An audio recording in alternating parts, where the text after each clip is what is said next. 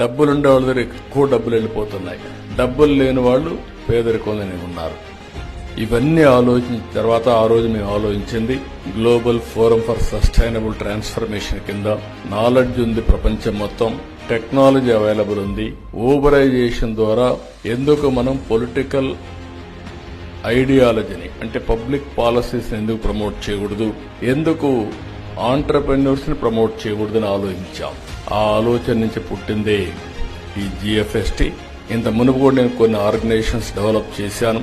నాంది ఫౌండేషన్, నేను అమెరికాకు పోతే 95లో ఫస్ట్ టైం రెడ్డి ల్యాబ్స్ అధినేత అంజిరెడ్డి చైర్మన్ గా చేశాను. ఆయన చనిపోయే ముందు ఆలోచించి నేను అప్పచెప్పిన బాధ్యత ఆనంద్ మహేంద్రకు ఆయన అప్పచెప్పి ఇది చేశారు.